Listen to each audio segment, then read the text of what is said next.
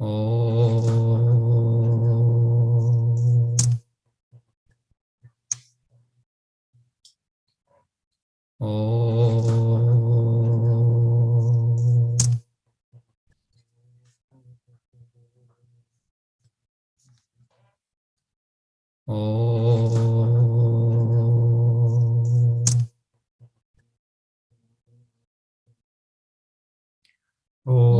Sahana Vavatu Sahanau Bhunaktu Sahaviryam Karavavahai Tejasvinavadhitamastu ma vidvishavahai.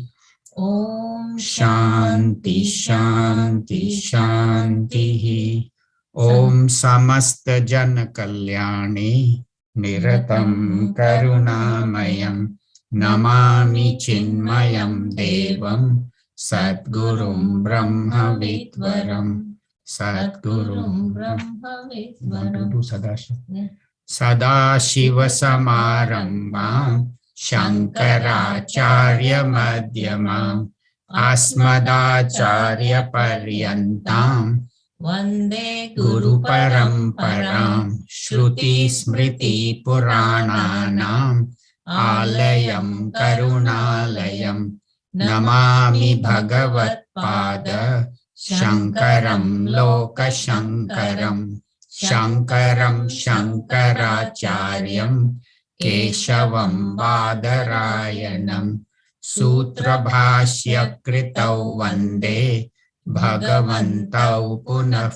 Punah Shri Chinmaya Yatishasya Gurum Vande Tapovanam Tam Himavad Vibhutim Vai Jnana Vairagya Rupinam Samasta Jana Kalyane Niratam Karunamayam Namami Chinmayam Devam Satgurum Brahma Vidvaram Satgurum Brahma Vidvaram. Om Shri Ganeshaya Namaha. Om Shri Saraswatyai Namaha. Om Shri Gurubhyo Namaha. So, this Isavasya Upanishad talks about path of knowledge, seeing the one, Isha everywhere, and also the path of service, Karma Yoga. And then in this detail describe the nature of this Atman, this consciousness. Not only that is all pervading, everything is that, but also the man of wisdom or the person of wise person who understands that I am that. So all beings are in me and I am in all beings. And that is very, very important because otherwise we think God is Isha somewhere, God is that Isha. And that's why in the 8th mantra, after explaining about the nature of Atma and the nature of wise person, this 8th shloka, which we did last week, Saparyaga Shukramakayam Avranam, this is actually very, very beautiful for meditation. I actually tried this morning to meditate on this particular shloka, where the teacher is saying Saha. Saha means that, he. But why is the teacher saying he or that? Because the student has still not understood I am that. See, the student is still thinking I am this limited being, Anil or Lata, and I have this limited body, and that God is somewhere else, that God is somebody else. So in our meditation, you should say Aham Paryaga, I am all pervading, I am bodiless. And I try to visualize that I am not only here, but I am a million miles from Earth, where that new spacecraft, where the telescope they have deployed. I don't know if you read about it. And this telescope can look back into time almost to the Big Bang, where the light came. That's the ability. So I was trying to visualize, I'm not only here, I am there also. I am everywhere. And akayam, and I am bodiless. I have no body. This body that I think is just a cloth, is actually not even there. It has no reality. So that is only way to transfer this knowledge from the book to within us. You have to say, I am all pervading. I am infinite. I am eternal. I was never born. I will never die. I am all knowing. I am omniscient. I am all omnipresent. I am omnipotent. I am all of those. I am everywhere. I am all powerful. Otherwise, everybody knows God is everywhere. Even my 6-year-old granddaughter, you ask her, where is God? She'll say, God is everywhere. So what is the difference between her and us after studying Upanishad?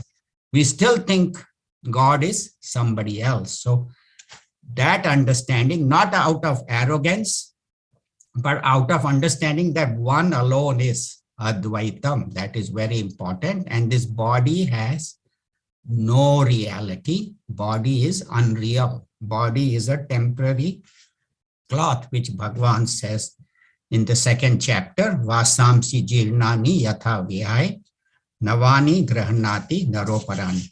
So this is what we have studied so far. Last week, we had done word by word meaning of the 9th, 10th, and 11th shlokas. So Neeru and I will just chant them together, and then I'll briefly summarize Gurudev's teachings on it.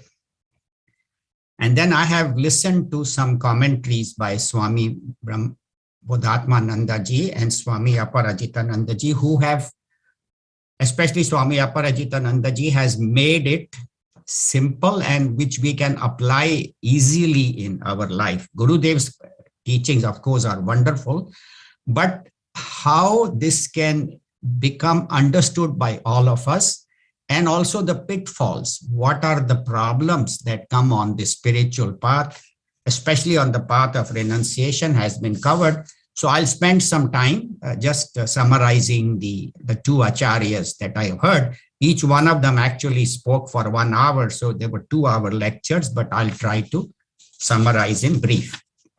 So we'll do that today, and then let's see how much time we have, because 9, 10, and 11 are together, and then 12, 13, and 14 are together. So if we don't have time, we'll do 12, 13, 14 next week. That's how we will do it. So we'll start with 9.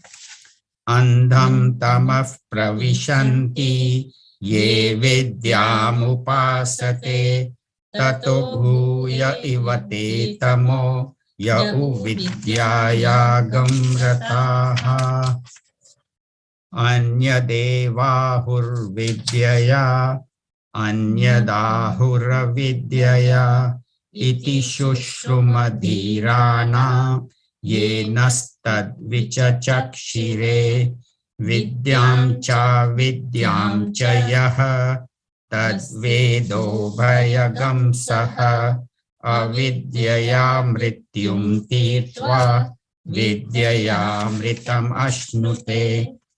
So Gurudev, in the commentary on the 9th, he says, those who worship avidya. Avidya here means karma. So those who are only doing karmas, thinking that that alone is needed. You just need to go and serve the world. You don't need to do upasana. You don't need to do puja. You don't need to do meditation. They go into blinding darkness. Why? Because their whole life they are doing karmas, but karmas are temporary. They are not going to give you permanent result. Yeah, you will do a lot of good. There's nothing wrong with doing service, but ultimately that should be combined with upasana, with prayer, with worship. Also, karmas also mean doing rituals mechanically. Rituals are very good, service is very good, but they have to be accompanied by upasana, by worship. So those who only take the path of karma, they go to blinding darkness. Those who only take the path of worship and they say, I don't need to work, I don't need to serve, I will just sit and meditate. And if their mind is not ready, that's what we had led last week, hasty and unprepared meditators, they go to even greater darkness. Upasate here does not mean they worship karma, but what they mean is they follow the path of karma or follow the path of upasana, meditation, but not exclusively, not combining them. And then they argue with each other. So in the 10th shloka, Anyad Eva Ahur Vidyaya. Some say Vidya alone is important. You just need to do puja, meditation. You don't need to do service. You don't need to work because you have to detach. And then others say, no, no, no. Meditation alone is the way, or puja alone is the way. And they argue with each other. So the teacher says, this at iti shushruma dhiranam. This is, we have heard from our gurus who have heard from their guru, and so on, up to Lord Shiva or Lord Vishnu, the Lord himself. And ye nastad vicha chakshire, that has been declared to us by wise people. And then the teacher says, vidya cha avidya cha. So both have to be done together. Karma and upasana, yastat ved, know that to be ubhayagam saha. Ubhaya means both. Saha means together. So karma and upasana have to be done together. Gurudev in his commentary says serially. So when the mind is prepared by doing karma yoga, becomes quiet and peaceful, then upasana helps to make it one-pointed. Or what it means is that you can do both together. Do service, do some upasana, do meditation, but you may choose one of those three primarily as your path, but ultimately all three have to work together: karmas, bhakti, and jnanam, and meditation. And why? Avidyaya mrityum tirtva. By karmas, you go beyond death. You just said karmas are temporary. How is it going to take us beyond death? So we'll talk about that. And vidyaya, and by vidya, amritam ashnute. You can enjoy immortality. So Gurudev in his commentary says it very beautifully, that these masters who have withdrawn from the world and done tapas, done meditation, done study, and we find in the lives of all great masters, they have had a time of nivritti. Jesus spent many years wandering the desert and studying. Some say he even went to India to study. Buddha, he went into isolation, meditated for so many years. Gurudev Swami Chinmayananda went to his Guru Tapovan Maharaj, stayed several years, learned, meditated, and then having experienced the highest truth with his Guru, then came down to the world to serve us. Swami Vivekananda also went to Ramakrishna Paramhans. So then once they have done this kind of meditation and they have gone beyond this body identification, then they go out to work in the world, then they cross death. Why? Because these people will always be remembered. How many 100 years from now, as long as there is a Chinmaya mission, we will remember Gurudev. And we means not us, but whoever is there will prostrate. Same thing, Swami Vivekananda or Buddha or Jesus, they will never be forgotten. That is number one. And second is that these great souls realize that I am not this body, I am that immortal consciousness. That is their personal experience. That's why it is said, Amritam Ashnute, they enjoy immortality. One is that they will never be forgotten. Secondly, they understand that I am this consciousness, I am not this body, and I never perish, I was never born. So this is what Puja Gurudev has said. I'll spend a few minutes talking about some other ideas and some of the pitfalls, how we should be careful and how we should apply these shlokas in our life. Otherwise, the Upanishad teachings are very subtle. And even though Gurudev's commentary is marvelous, but it is difficult for us to understand and to apply that. So I'll try to give some other little points of view to make it little simpler for us. So the question is, what kind of student am I? Am I karma pradhan or am I jnana pradhan? Karma pradhan means I want to do service, or jnana pradhan means I want to have knowledge, meditation, upasana, puja. So there are two puja can come in karma also. So there are two. One is karma and one is jnanam. And jnanam includes meditation. And when we go to a teacher, unfortunately, we go with a lot of pre-existing ideas and pre-existing notions. So they say when you go to the teacher or when you're trying to listen with a blank slate. That whatever the teacher is saying, I should, and what the teacher has to do first has to unlearn. Whatever wrong things I have learned, first teacher needs to clean that, then only knowledge can come. Like there is a blackboard which is full of a lot of writing, and the teacher comes and she needs to write on the blackboard. She can't write. She has to take a duster, clean the whole blackboard, make space, and then she can write. Say a history teacher has gone and a geography teacher has to. So same way, if we approach a guru, the guru has to first make us unlearn and then give us the right knowledge. And what is the path of karma? See, when people say karma, that means action. One is selfish actions, which we call as ashanas, which we have heard many times. Putreshana, Viteshana, Lokeshana. Putreshana means I need progeny, which means I need a wife or a husband. I have to marry, I have to build a house, I have to buy insurance, I have to buy a car, and then I have a child, and then I have to pay for diapers and babies. All those things come together. That is Putreshana. And then I have to put enough money in the bank so that the child, when he goes to college, his tuition will be 40,000 or 50,000. So all that. So then I have to acquire money. So Putreshana leads to Viteshana, money. And then for earning money, I have to go out and work. I have to make myself well known, So Lokeshana, all those things are together. But we have to understand that karmas have their limitations. Karmas are temporary and will give you result. We are not saying that karma or karma yoga should not be done. I'll talk about that at the end, about karma and bhakti.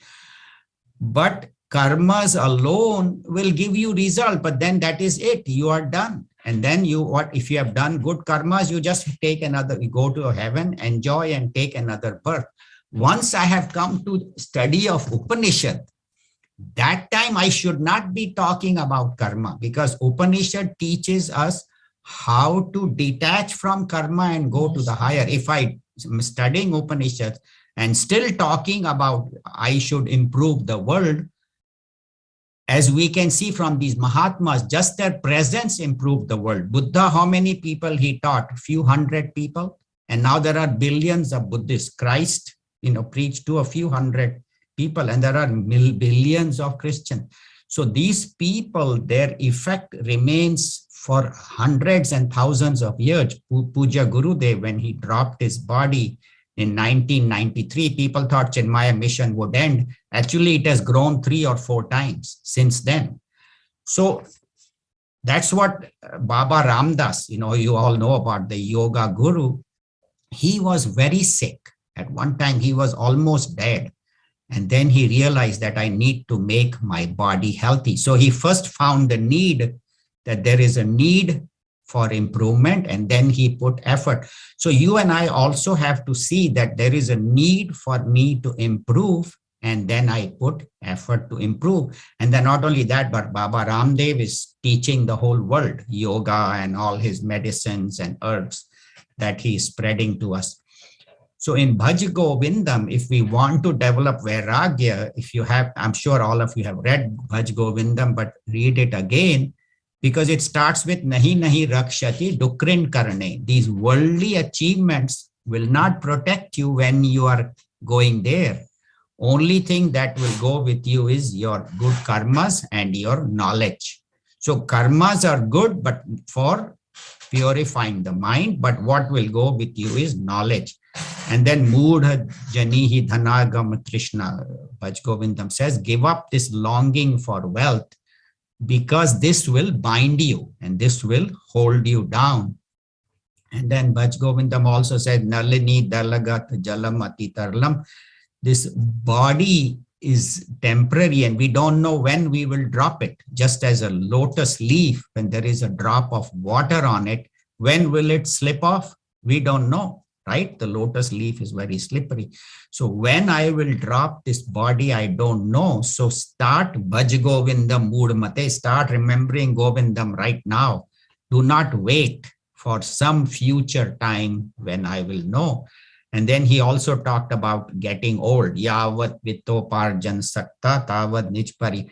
As long as you have the ability to earn, people will care for you. Paschat jara jara and vartam kopina prichati gehe. Once a person becomes old, then they leave him or her in one corner.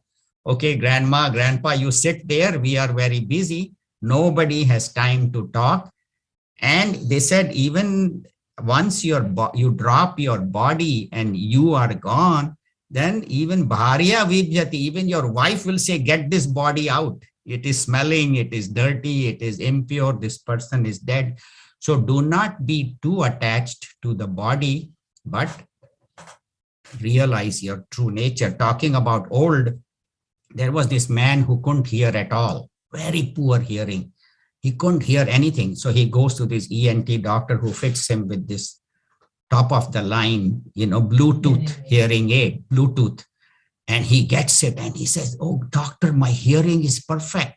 I can hear everything.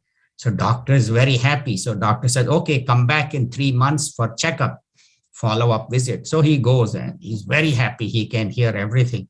He comes back 3 months later and doctor says, so how is it going? He says, doc, it's great. I can hear everything. I am so happy. So he says, how about your kids and grandkids? Are they happy too? Man says, I haven't told them yet. He says, you haven't told your kids and grandkids that you can hear? He said, no. And I've already changed my will 3 times because children are talking, thinking this guy can't hear. So, so that's what happens in old age. So that's why he says that start from now itself. But what happens is that people think that I should develop vairagya and I should go to the forest or go to the mission. And so one very beautiful story I heard, it's a little long, but it's worth repeating. So there was this man who went for a 1-week retreat. He went for a 1-week retreat to this ashram and beautiful surroundings in the mountains. And every day he was getting 3 lectures. And then all meals were provided because he had paid for 1 week, and everybody was in that same mood. It was like we just went to PRC. It was so peaceful. And he comes back. He said, "Aha, that was a wonderful retreat. My mind was so quiet." And he comes home, and at home, same problems. Fighting with wife, and then teenagers giving him hard time, boss giving him a hard time at work.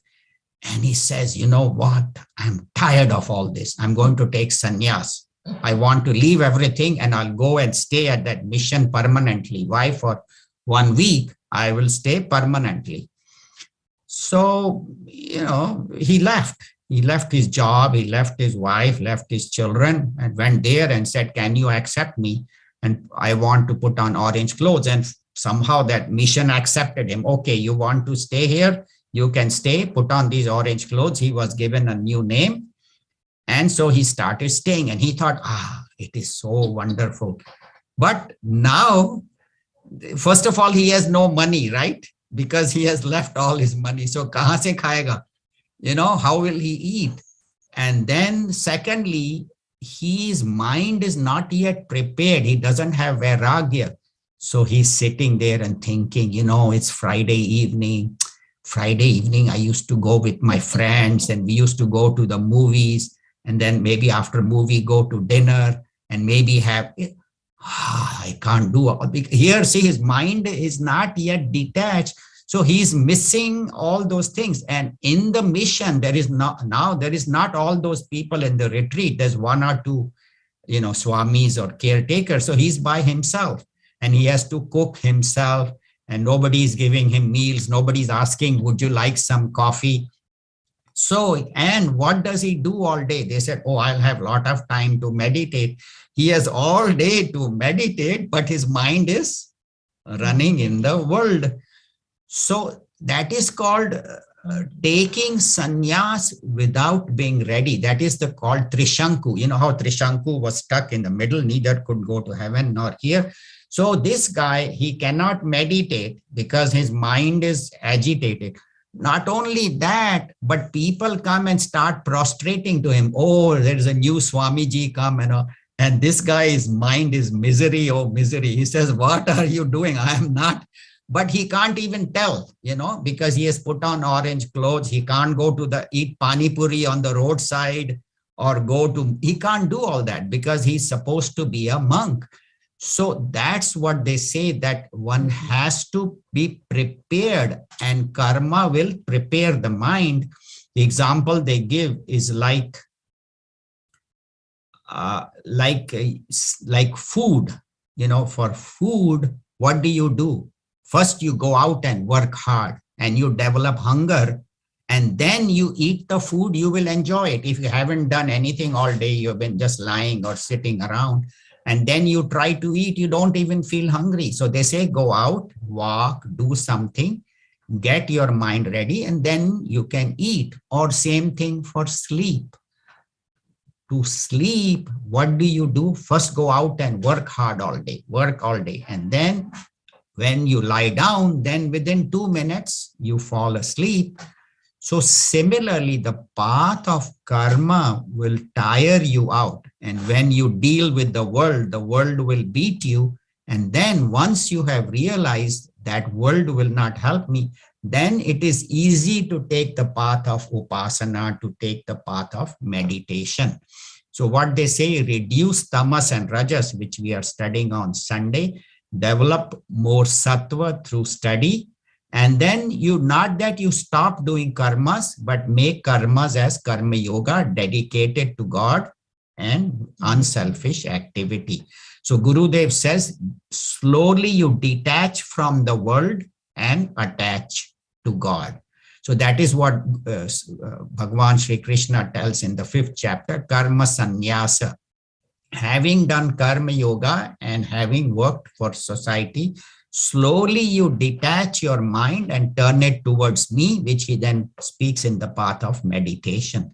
Same way Ramakrishna Paramhans says it very beautifully in one of his teachings. He says that when a lady is pregnant and she is getting closer to delivery, even the mother-in-law gives her less work. Okay, you are now only a week or two away, so I'll do more work. So slowly she's detaching from the work because her job is different. Now she has to bring a life. So that's why Gurudev says the combination is important. Karma plus upasana plus dhyanam together, not doing them separately. But then why do they say these karma and upasana will take you to hell? Karma and upasana are mentioned in the Vedas. So Vedas are not going to give you a path which will take you to hell. The idea is that when they criticize one, it is to praise the other. When they're criticizing both, it is those who do it exclusively. The combination is praised. So doing them together that's why in the Yastat Ved Ubhayagam Saha, know them to be done together. And that is very important. And even in Upasana, like Vishnu Sahasranama, now when you chant Vishwam Vishnu Vashatkaro Bhuta Bhavya Bhava, so when you're chanting, that is karma. And when you're doing Shantakaram, Bhujagashayanam, so that is Upasana. So even in Vishnu Sahasranama, both are given. Karma is given with chanting, and Upasana is given by giving us the form of the Lord. So all our religious practices should include that. Do some karma yoga and then do some chanting, do some meditation, do some. So what that will do is reduce our vasanas, because the Vedas, the study of the Vedas also, the first section is the Karma Kanda portion where you're doing rituals. The second section is the Upasana portion where they teach you how to do prayers and meditation and all. And then the last one is Vedanta, which is called the Upanishads. Anta means, one is that it is in the last portion. Anta also means what is the goal of the Upanishad? What is the goal of the Vedas? The Upanishad, which teaches you Brahma Vidya. So here, when they talk about Vidya and Avidya, they are talking about Vidya as far as Upasana. Is Brahma Vidya is not mentioned here, was mentioned in the earlier shlokas by the teacher and will be mentioned again in these 16th shloka. But in the first few shlokas, the teacher has already talked about Brahma Vidya. Here he is talking about worldly knowledge and upasanas. So that is the combination. And we find that in the world, people focus on doing one or the other, but don't do the combination. Not only that, but in India, in the East, lot of emphasis was given to upasana, and karma was not given importance in the past. And that's why India became poor, because everybody was thinking, "Arey, karma karne ki zarurat nahi hai, no need to do karmas." Just while in the West, people were doing a lot of work, building, manufacturing, making factories and all, but very little importance was given to religion. So what they are saying is the West is rich because a lot of effort was built in building. India is poor because they did not. Now, of course, things have changed. In India also, people are very materialistic, and India is growing, economically. In fact, what is happening is religion or spirituality is slowly taking background. Even in India, people are not going that often. And also that's why Puja Gurudev started this mission, this idea that I should spread this knowledge. So what their Swami Vivekananda ji said very beautifully in his speeches when he was traveling through US, he said, East and West have to combine. You have to take the wisdom of the East and the effort of the West, and the combination is good. But and that's why they say, Bhukhe bhajan na hoye Gopala. He says, when I am hungry, I cannot do bhajan. But ultimately, how long are you going to go on the path of work? I have to work to make the world a better place. No, slowly you have to develop detachment. Swamiji says in his commentary, he says, when you get on a freeway, suppose I'm going to LA, right? So I take I-5 and I have to know which is my exit. I have to exit on Sunset Boulevard and make a right turn. And then my friend lives there in Hollywood and I have to. So beforehand, you have to know which exit you are going to take. You're not going to be stuck on I-5 all the way up to San Diego. No, I have to know. So similarly, when I'm on the path of karma, I have to know my exit. So one is the path of pravritti, other one is the path of nivritti, where I have to know that having done enough work and having now it's my time to slowly withdraw, detach, and spend more and more time in study, in upasana, in meditation, in trying to bring these teachings into my life. People say, then who is going to work for the world to make the world better? Lata talked about GDP. GDP ke liye there are billions of people. 7 billion people are working for GDP. How many people are studying the Upanishad? Tell me that. 1,000, maybe one. That is even too much. Maybe 100. So there are enough people to build up the GDP. I don't have to worry about it. What I have to do is I have to get out of this life and get out with enlightenment, because I don't know when I will get another human birth, whether I will get it or not. I may be born as an animal, bird, plant. So there are 7 billion people who are working to build the GDP. I have to, not that you're working selfishly, you work unselfishly like Buddha or Jesus or Gurudev. After enlightenment, they worked for service. So their life was a life of service constantly. So that's what they say, that in any family, if one person gets enlightenment, Narsimha Mehta says, Kul eko tera taryare, 71 members of his generations get purified. So that is the benefit of an enlightened master, that he not only purifies his life, but everybody around in his present. So that's why one has to choose the path of nivritti. That's what the Upanishad teaches us, that having done karma yoga, now take the path of knowledge. Another meaning of mrityu in karma, which one of the Swamiji said, that when I am doing selfish karma, then I have raga and dvesha, likes and dislikes, correct? When I'm doing, I like this, I don't like this, I want this. So when I get something I like, that I become happy. But when that goes away, I become unhappy. So a happy person is born and happy person died. Now unhappy person is born. Or something comes to me which I don't like.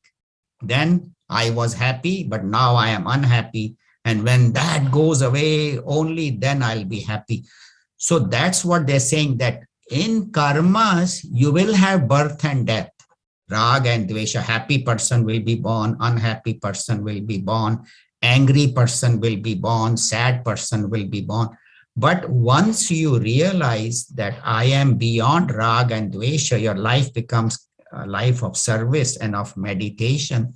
Then you go beyond this birth and death. Birth and death is constantly happening at the not only the final birth, final death and the first birth, but constantly we are going through birth and death. We also talked on Sunday, youth is gone, middle age comes, middle age is gone, the vanaprastha comes and so on. So that is what they say, that for this path of meditation, you have to develop atyashrama. That's what even in the Kaivalya Upanishad, atyashrama means the fourth ashrama. The fourth ashrama is the ashrama of sannyas. So having done brahmacharya, then grahastha ashram, then vanaprastha, sannyas.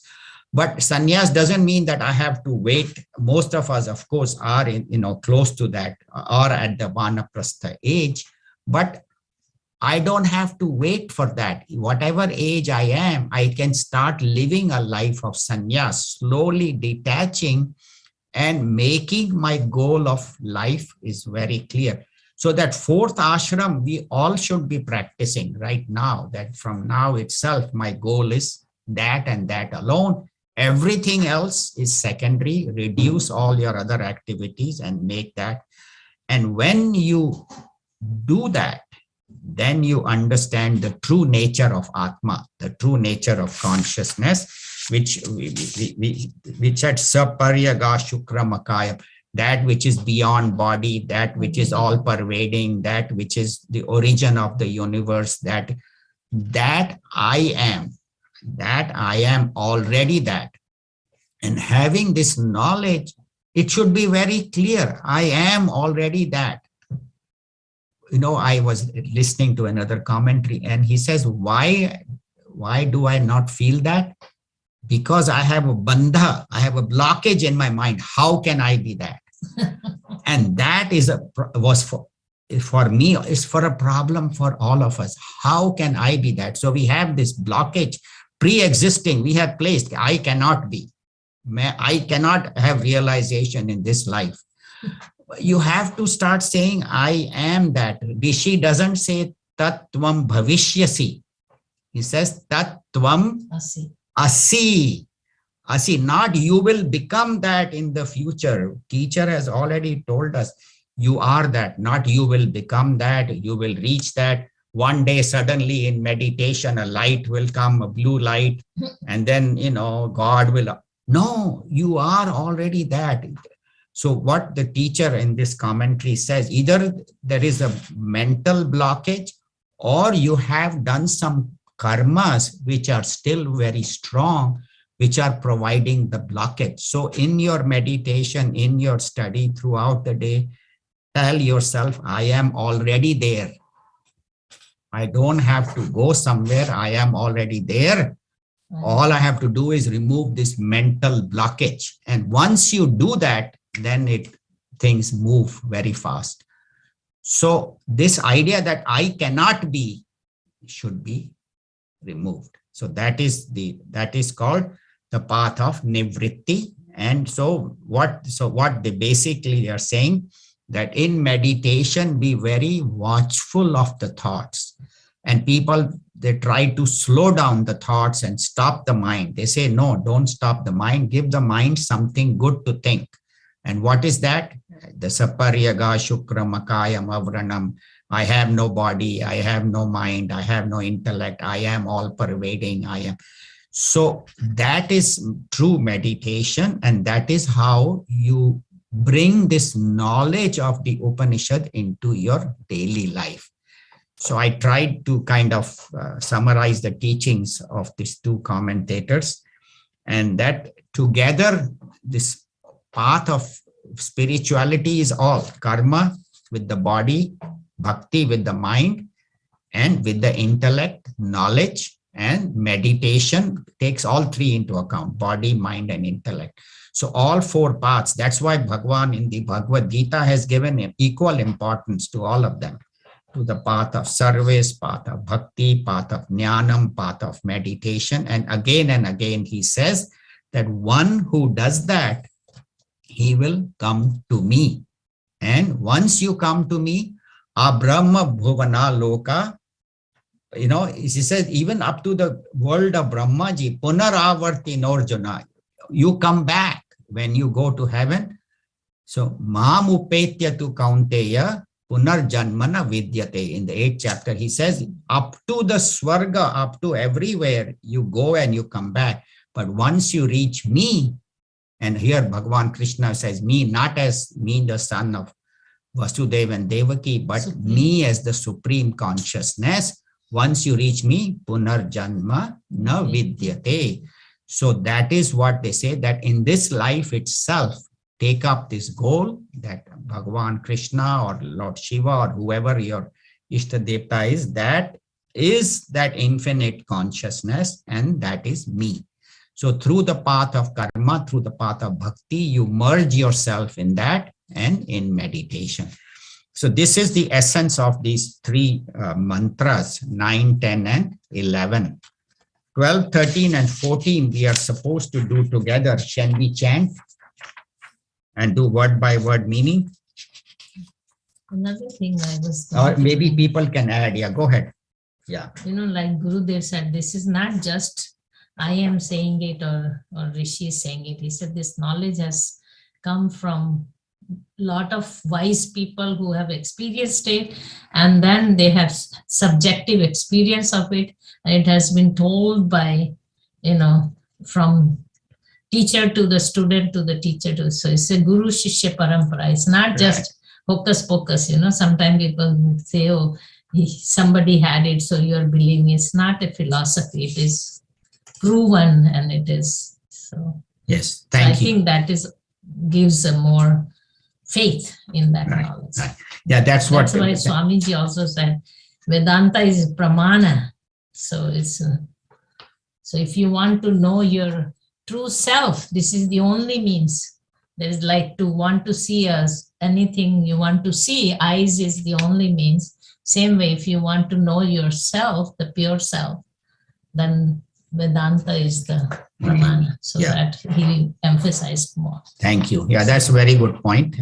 And also Gurudev, one place he says, we make our leaders as the political leaders, or young people follow actors or follow, musicians or follow sports people, Joe Montana or, whoever. But he says, make these Mahatmas, these great rishis as your leaders, as your role models. So look up to them. Trump will come, Biden will come. We give so much importance to politics, spend so much time. I also, in the newspaper and all that. More important is what did Narsi Mehta do, or what did Tukaram do, or what did Mirabai do? So make them your role models. That's what Gurudev says. He says we, give so much importance to these politicians. In Mukundamala, it says very beautiful. He says there is some local gaon ka, chief, and we are, and these people in the village, oh, he's so great. He's the head of the panchayat. People call him to their house, and because why? Because I need my little bill passed or something. And the Lord of the universe is sitting there, and we say we don't have time for him, and we give more importance to this little village chief. That's he said in Mukundmala. He says, please forgive me, Bhagwan. I have made all these blunders, all these mistakes, because we give some politician, a congressman or a senator. If he's coming to our house, we are so blessed. But Bhagwan is coming, Bhagwan is here, we don't time. So that's what Gurudev also says, that make them your leaders.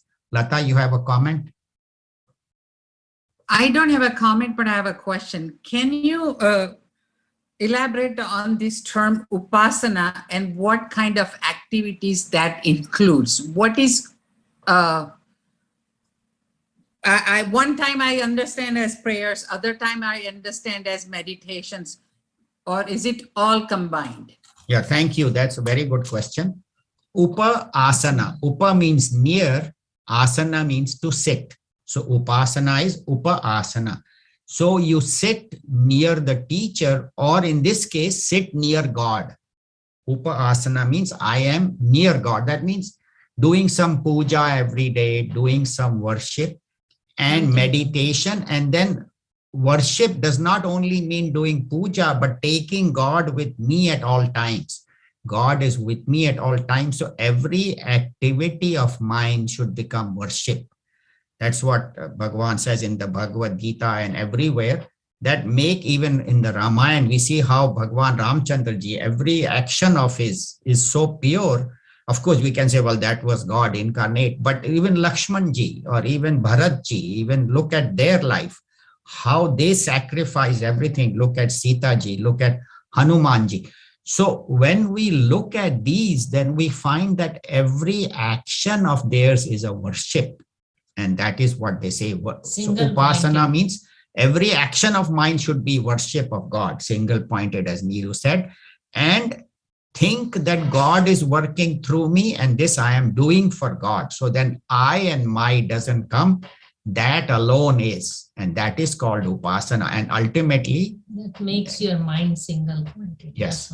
That's what they say. Concentration. Concentration. So Karma Yoga purifies the mind. Upasana makes your mind single pointed. And so we need purity and single pointedness, both. With purity of mind, when the mind becomes single pointed, then it can focus on Bhagwan, focus on God. Another point Swamiji said, that in Upasana, when you sit and then you get the qualities of the Bhagwan in you, because it's like when you're sitting near the fire, then the warmth of the fire comes to you. So same way, when you do the worship of the Lord, with that, then all the qualities of the Lord will slowly come in you. So that is what it means. Thank you. Yeah, that's why they say, that's why we listen to Bhagavad and Ramayana. Ramayana we have heard so many times, but when you listen from Guruji, it uplifts you. You say, oh, story to humko pata hai, Ramchandra ji will go to forest for 14 years and then Shurpanakha will come and then he will kill Ravana and come back. That you can tell in 2 minutes. Why do we need all these thousands of verses?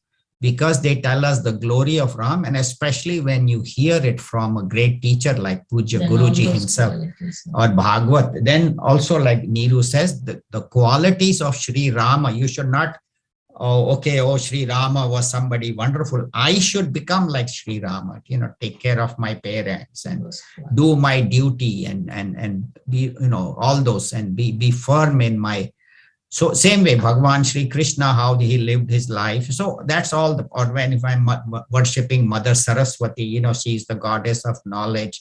So I should also, so like that. Thank you. Yeah, so that shloka 11 clarified both 9 and 10. Yes. Actually, otherwise 10 was so one-sided. You just take the path of jnanam and you are still going, not going in the right direction, even though you think you are.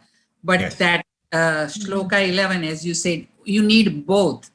Right. Yeah, Gurudev says karma it's like Anga and and, Angi relationship. That's very Vidya and avidya path both together. Ubhaya gam saha. Ubhaya gam saha means they together, should be both together. Right. And they're mutual. And they are praised. The other two are criticized because people fanatically, like I told the story about that guy who thought that by meditation I will reach, and he left, and then he was miserable. So like that. Right. Thank you.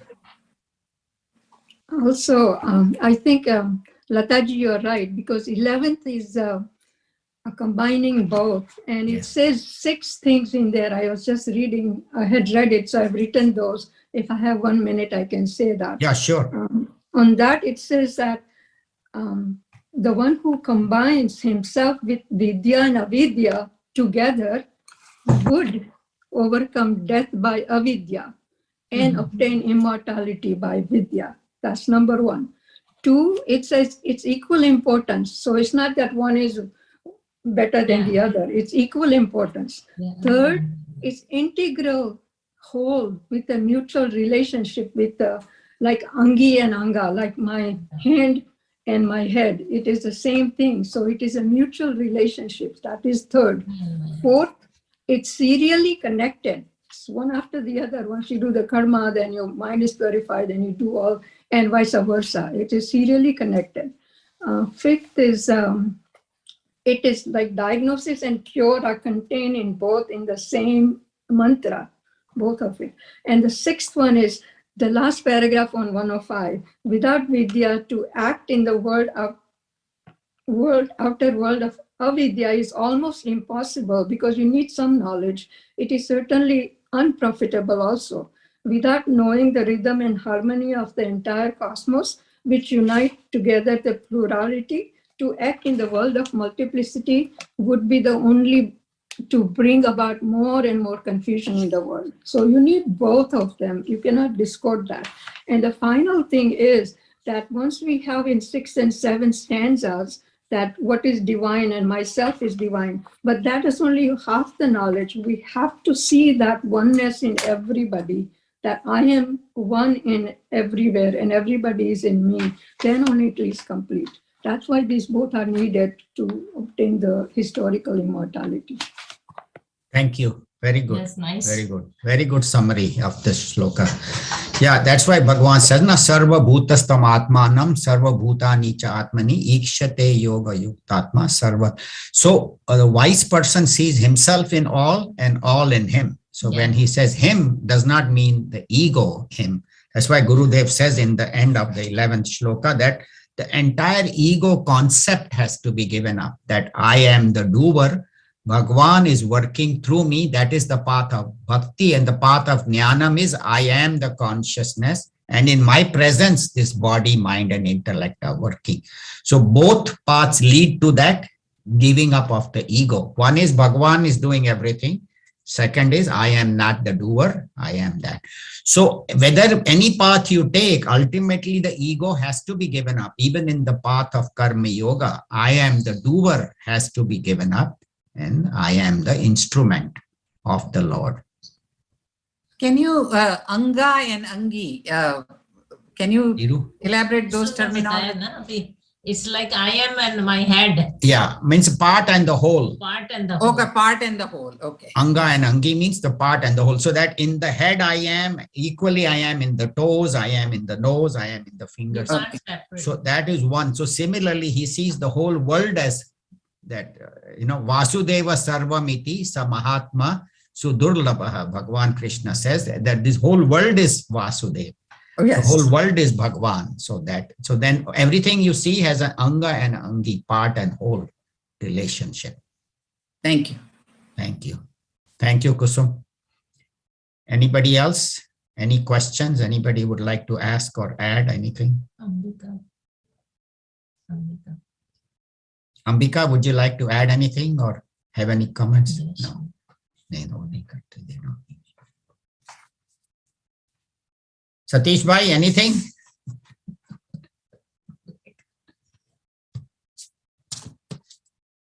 I haven't been able to attend every time, but the one thing that you indicated that I wasn't part of that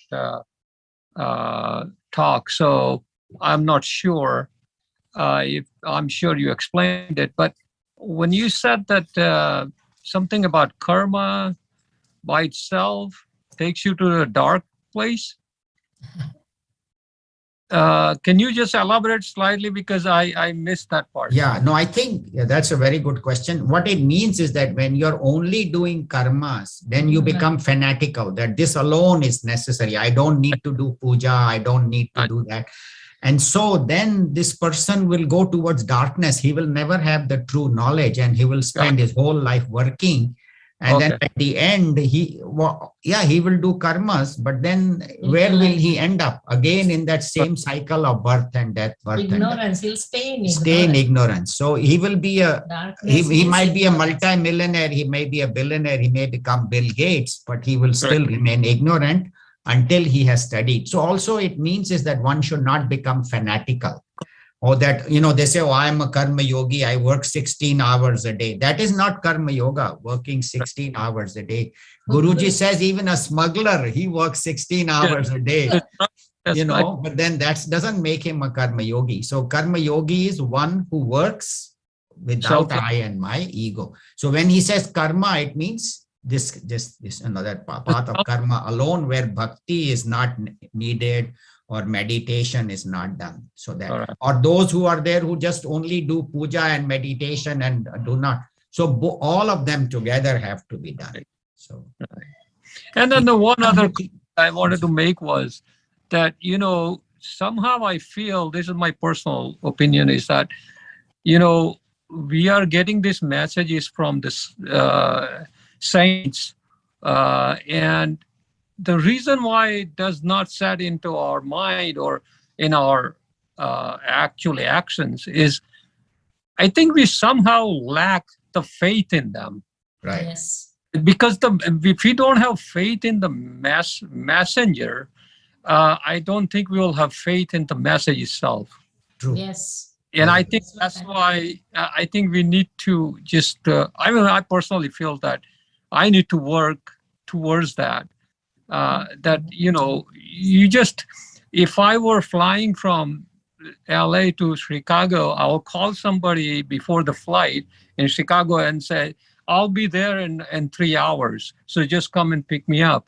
So what does that mean? That means I have a solid faith in this pilot to take me there, who I don't even know. And these saints I have learned so much about, but I don't have a complete faith in what they're saying. So I think we have that difficulty. Thank you. That's a very good point. Excellent. I think my thing is, if it's written in the Upanishad, it is 100% true. Never even question, never even doubt. If it is there in Ramayana, if it is there in Bhagavad Gita, correct. Why would you even want to question? Bhagavan himself is speaking. People say, but how? Should never be even a question. Yeah. And the only way you can question someone is if you know more than they do. If I don't know more than you, how can I question what you're saying? Right. You can say, okay, this is how it's going to be. If you do this, this will happen. And I say, Anilji, I don't believe that. Then I have to prove that what you're saying is not correct. Otherwise, I believe what you're saying. Right. It's like Swamiji was saying yesterday, that Vedanta, because people think it is not applicable in day-to-day life. Right. Yes. It is not meant for that. Yeah, it is applicable every moment. That's what they say. Moment. Every moment you can apply in your life. That's what Guru Dev also says in his commentary. If you live life without knowing this, then you will not live a good life. Right. Because Yeah. you have to have a right vision. Right. So it's very practical. Guruji will Very tell us in this Vedanta Madhuryam, and Swamiji every evening will tell us how this knowledge is very practical, very useful. We can They are going to prove it now in further in future. further shlokas. So Right. this evening Logically, talks, Hetu. it's beautiful book, this Vedanta And Madhurya. it's As so, Swami Ishwaranandji said, only a person who is that clear in knowledge can make it that simple. that's right. Guruji is Guruji, one. because he's so high up there, he can Right. come down to our level and make this Level. book easy for us to understand. I That agree. comment to me stuck in my head when Swamiji Yes. said that.